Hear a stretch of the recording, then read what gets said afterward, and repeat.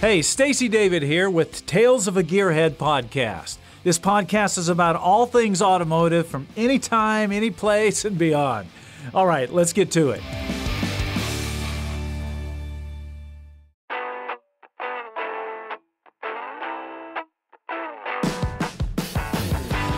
All right, we have something great for you guys today. I'm here with my buddy Larry Collins.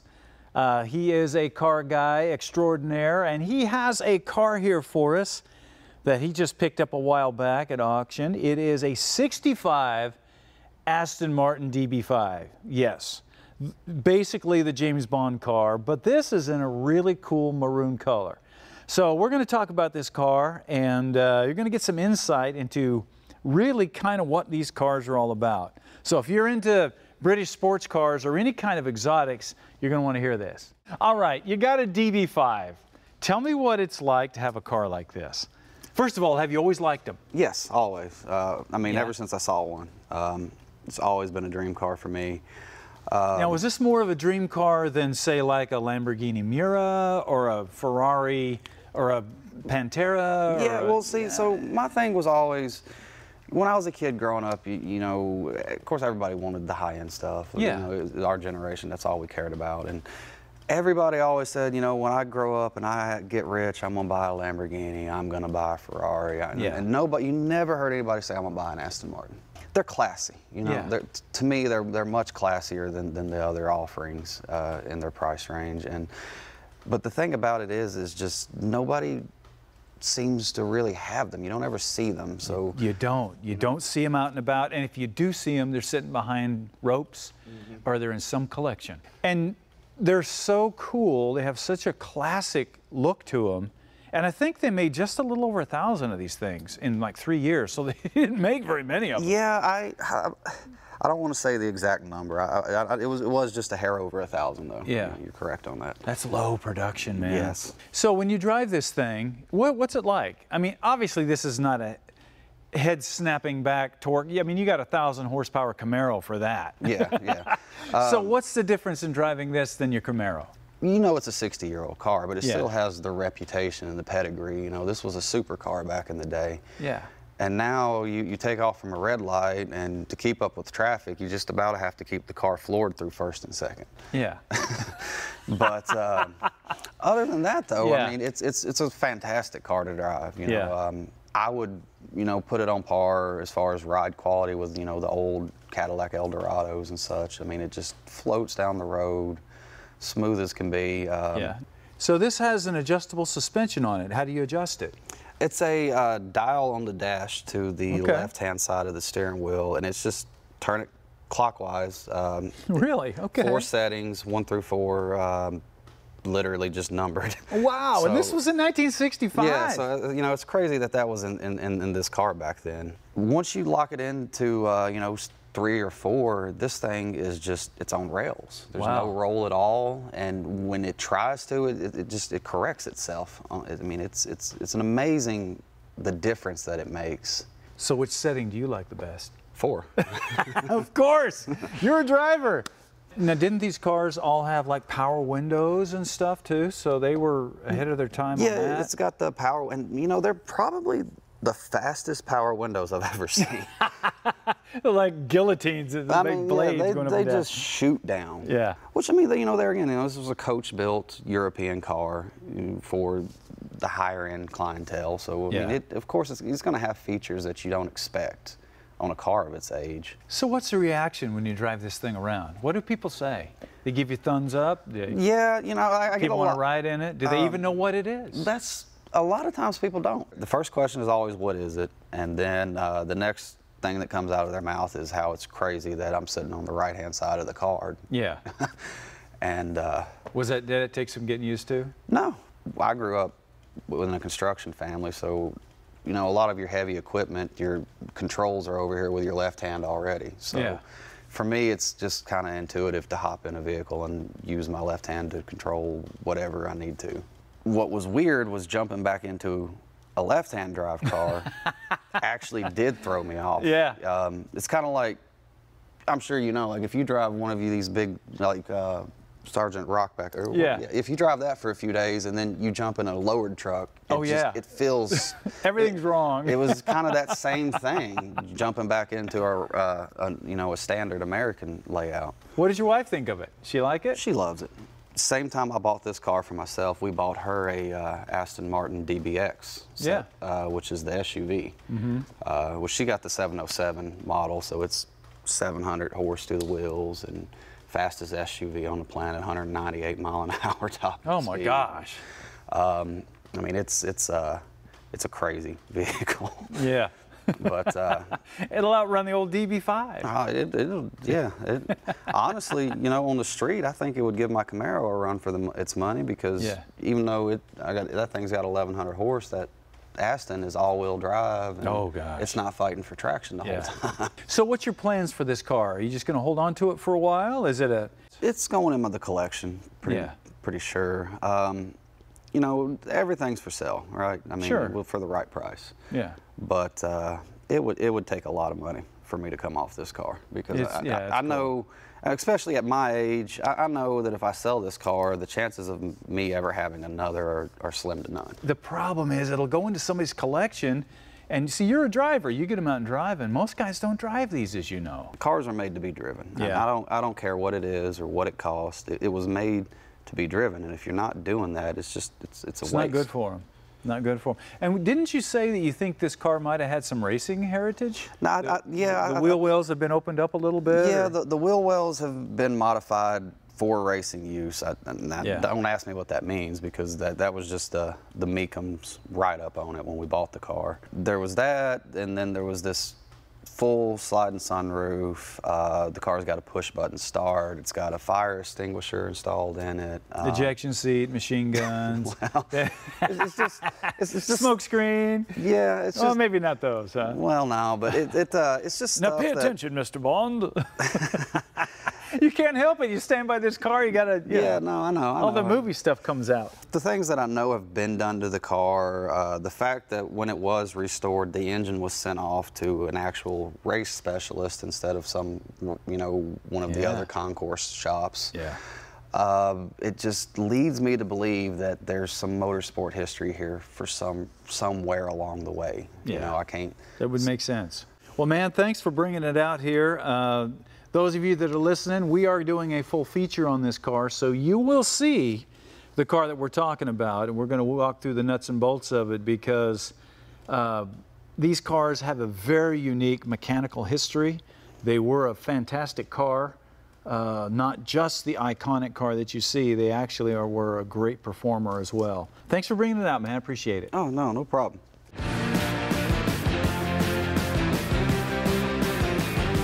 All right, this next question is an interesting one. This comes from Rich. And Rich says, hey, Stacey, I saw you use some rust preventative paint on an episode a while back, and I was just wondering what it was because I have a chassis that I want to paint with that stuff. Basically, what Rich is asking about is the kind of paint that you can paint right over rust, and it seals it up and stops the rust. Now, years ago when this stuff first came out, people were very skeptical. You can't stop rust that way, that kind of thing. Yeah, you can. If we're not talking about over scaly rust. I mean, you got to sand it off and get the dirt and that junk off. But you can put this stuff right over rust, and what it does is it seals it out. There's three things you got to have rust. You got to have metal, obviously. Then you have to have moisture. Then you have to have air. And if you remove one of those things, you don't have rust anymore. It'll stop it.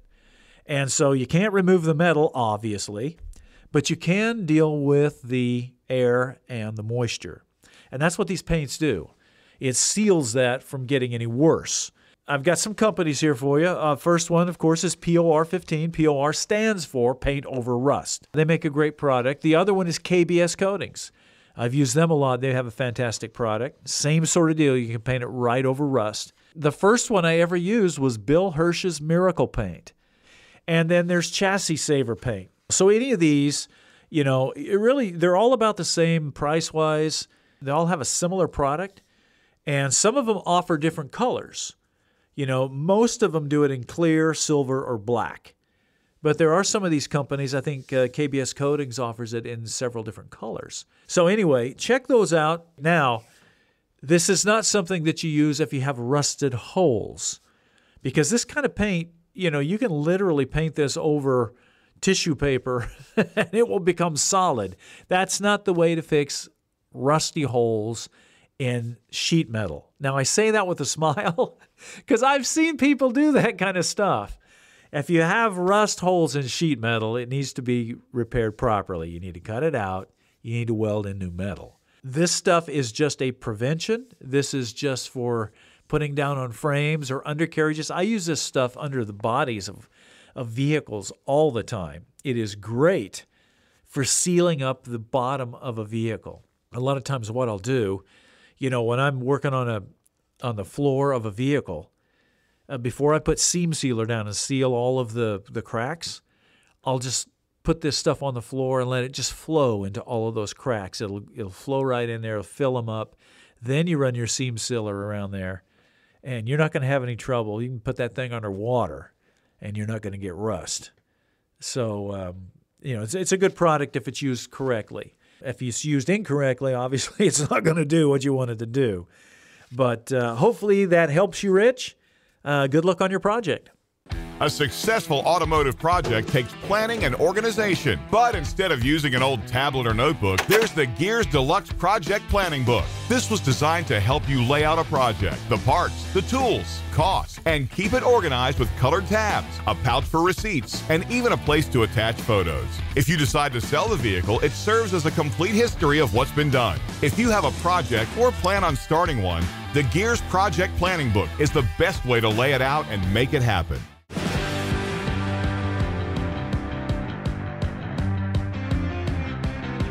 All right, the next question comes from James.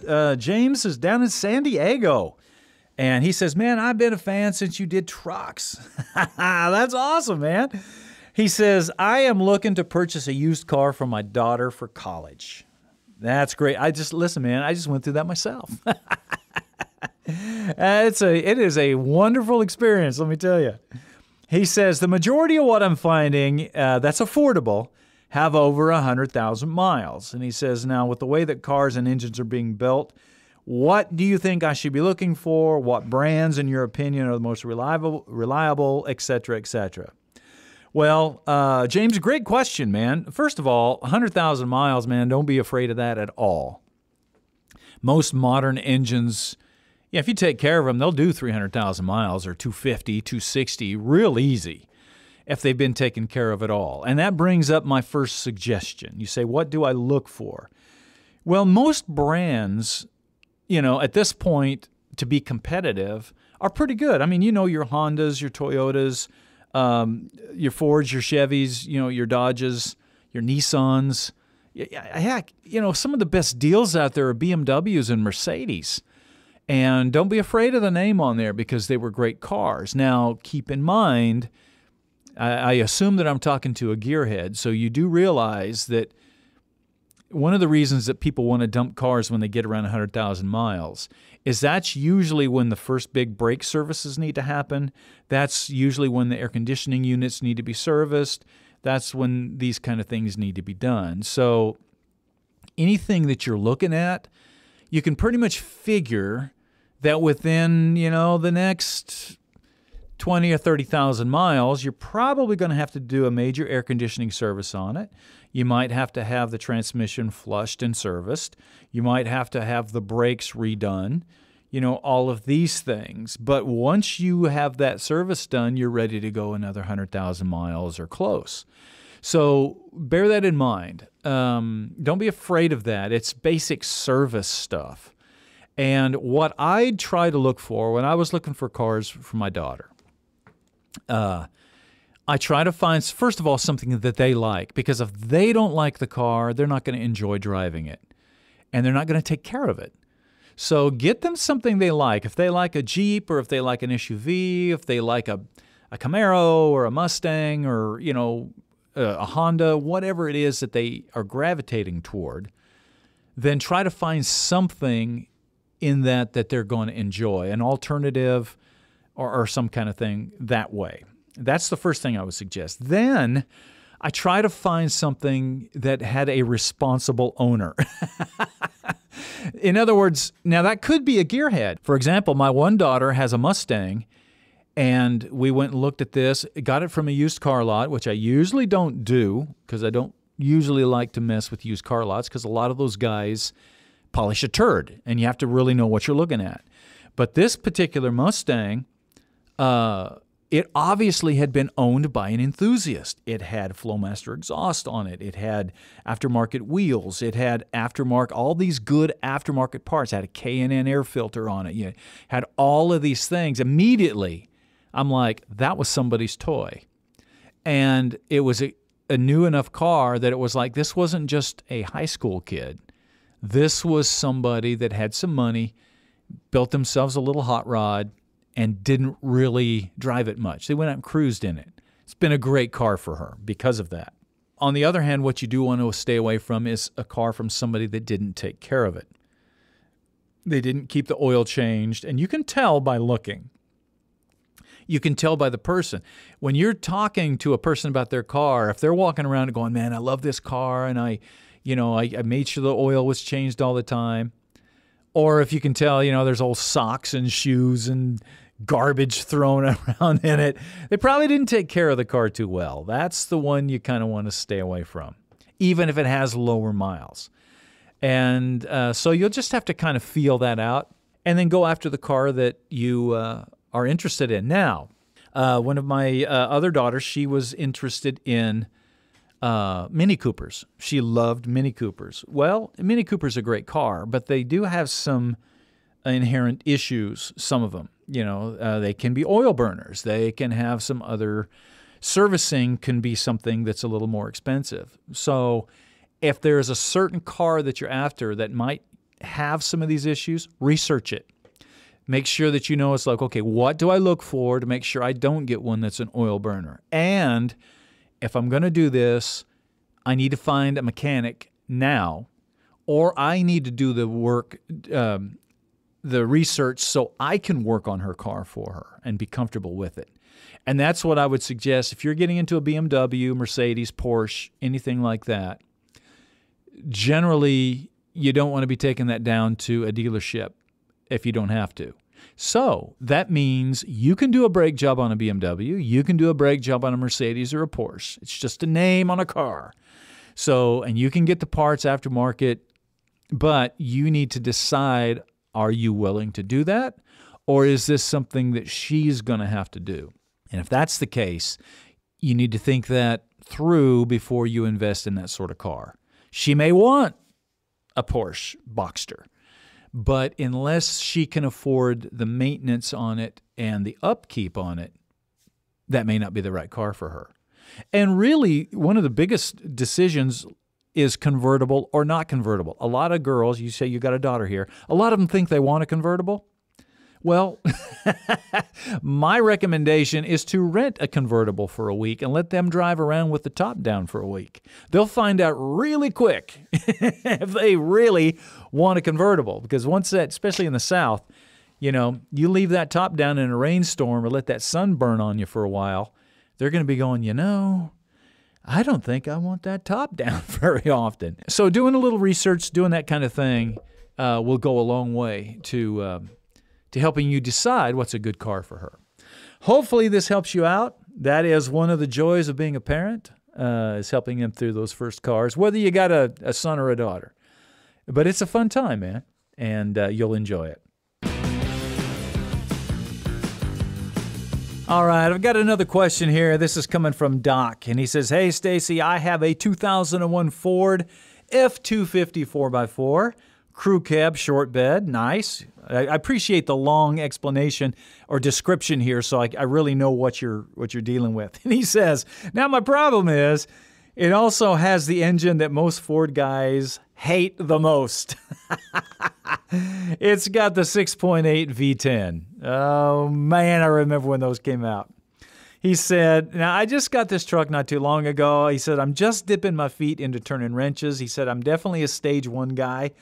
He said, my question is, if you had this engine, what would you do with it? What would you do to make it better? How can I uncover what I believe to be Ford's diamond in the rough? I'll tell you very honestly, Doc, what I would do with that. You know, the V10, Ford's V10 was a good idea that never came to fruition for them. It was not necessarily a bad engine, but they're really not worth putting any effort into. And I know there are some people out there that might disagree with me on that, but there's not a lot of aftermarket for them. They just didn't take off. And they have some inherent issues with them. So what I would do, you got a great truck here. I would drive the wheels off of it. I would drive that V10. I would take care of it.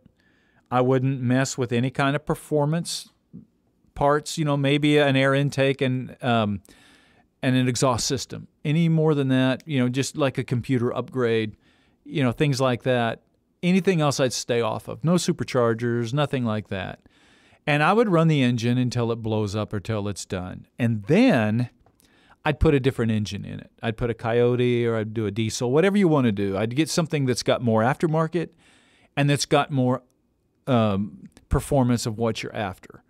And the reason being is there's just not much support for that V10 out there, and it can get very expensive, and it can turn into a headache for you. And, you know, dropping in another engine into that truck is not a hard deal. And that's what I would do with it. I would just enjoy it. You know, if you take care of that, heck, you know, you may never have to replace that engine. You can just drive it and take care of it. But that's what I would do. I wouldn't spend a lot of money on it, upgrading it.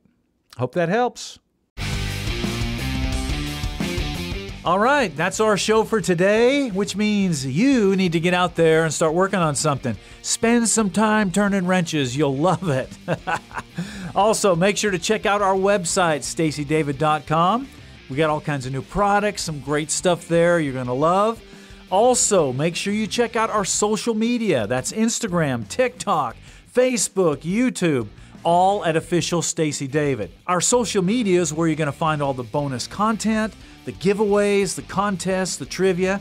We even have extra viewer projects that we show everybody to focus on what you're working on. YouTube is where you're going to be able to find all of our episodes of Gears, past, present, and future.